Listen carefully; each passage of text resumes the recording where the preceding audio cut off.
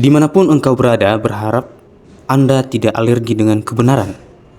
Ya, karena saya akan membicarakan sebuah kebenaran kepada Anda. Pernahkah engkau berpikir dan bertanya-tanya tentang bagaimana dunia ini dijadikan? Siapa yang menciptakan saya? Mengapa saya ada? Mengapa ada panas? Dan mengapa ada dingin? Mengapa ada gelap dan mengapa ada terang? Lalu bagaimana semua makhluk-makhluk di seluruh dunia diciptakan? Dari manakah asalnya dan mengapa mereka hidup berbeda dengan manusia? Apakah mereka berbicara atau tidak? Semua ini memenuhi pikiran kita, dan ini akan memberikanmu sebuah fakta sejarah, kebenaran sejati yang akan menjawab teka-teki di dalam pikiranmu. Pada mulanya, ada satu pribadi yang menciptakan seluruh dunia, yaitu adalah Allah.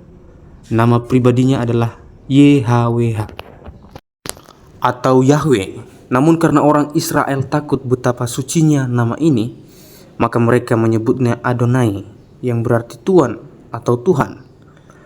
Pribadi inilah yang menciptakan segala sesuatunya. Dia adalah roh. Ia tidak terbatas dalam segala hal sebab dia adalah sang pencipta. Pada awalnya bumi belum berbentuk dan semua kosong. Hanya roh Allah yang ada melayang-layang di atas permukaan air. Lalu Allah melihat dunia yang gelap, dan ia lalu berfirman, "Jadilah terang." Dan seluruhnya pun menjadi terang. Tidak lagi ada kegelapan. Ini yang dibuat pertama oleh Allah adalah terang. Karena terang itu baik, maka Allah memisahkan terang dan gelap. Allah menamakan terang itu siang dan gelapnya adalah malam, seperti yang kita nikmati setiap hari. Itulah penciptaan hari pertama. Lalu Allah menciptakan cakrawala untuk memisahkan air yang ada di bawah cakrawala dan air yang ada di atas cakrawala. Cakrawala itu dinamai langit. Itulah langit. Itu penciptaan pada hari yang kedua. Lalu Allah memisahkan air yang ada di bawah langit tadi, berkumpul pada satu tempat saja, sehingga kelihatan yang kering. Kering itu dinamakan darat. Kumpulan air itulah laut, tempat kita tiap hari sekarang. Kemudian Allah menciptakan segala jenis tumbuhan, semua pepohonan besar atau kecil, agar darat yang diciptakan tidak kosong. Semua tanaman dan pepohonan diciptakan Allah. Itulah penciptaan Allah pada hari yang ketiga. Lalu pada hari yang keempat, Allah menciptakan benda-benda penerang pada cakrawala untuk menerangi bumi di siang dan di malam hari. Di siang ada matahari, dan di malam hari ada bulan, bintang-bintang dan semua yang bercahaya dalam kegelapan. Semua benda penerang ditempatkan Allah di cakrawala yang telah Ia ciptakan sebelumnya. Selanjutnya Allah menciptakan segala binatang besar di laut, semua makhluk bergerak dalam air, dan juga berbagai jenis burung, semuanya supaya bertambah banyak dan dipenuhi bumi. Itulah ciptaan Allah pada hari yang kelima.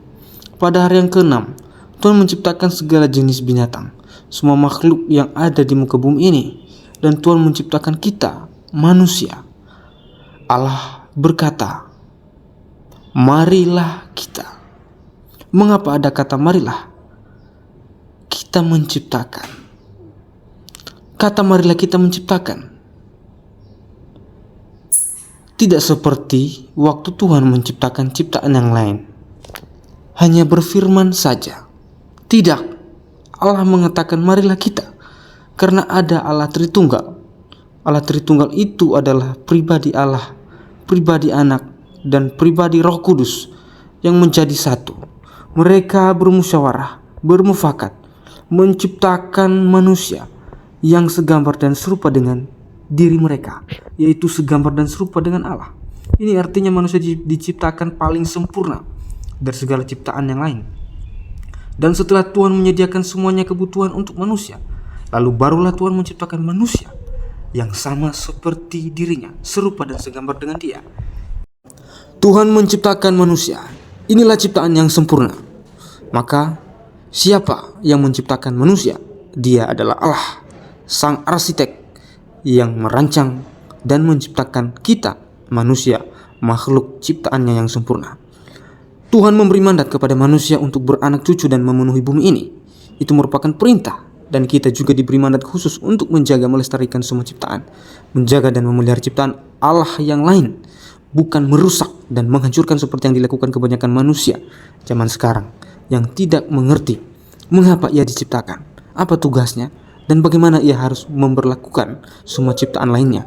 Semua yang memenuhi bumi diberi kepada manusia untuk dipelihara, menjadi makanan dan minuman manusia. Karena manusia sempurna, ia layak mendapatkan hak khusus dari Allah. Karena manusia, karena saya dan kamu serupa dengan Allah, mirip dengan Allah, ciptaan Allah paling sempurna. Itulah manusia, dan itulah isi hati Tuhan untuk manusia. Manusia diciptakan terakhir setelah semuanya terpenuhi untuk memelihara kelangsungan hidup ciptaan sempurna ini. Itulah pekerjaan atau ciptaan Tuhan pada hari ke-6. Manusia diciptakan dengan begitu mulia. Oleh sebab itu manusia sesungguhnya harus memiliki perbuatan-perbuatan mulia untuk memuji dan memuliakan Allah. Allah memberkati semua ciptaan ini sungguh amat baik, dan jadilah demikian seperti yang difirmankan oleh Allah. Jadi dengan kisah penciptaan Allah, pertanyaan dasar yang kita tanyakan di awal sedikit demi sedikit telah terjawab, bahwa sesungguhnya Allah ada di balik semua yang ada di dunia ini, dan Allah ada di balik semua misteri di dalam kehidupan kita.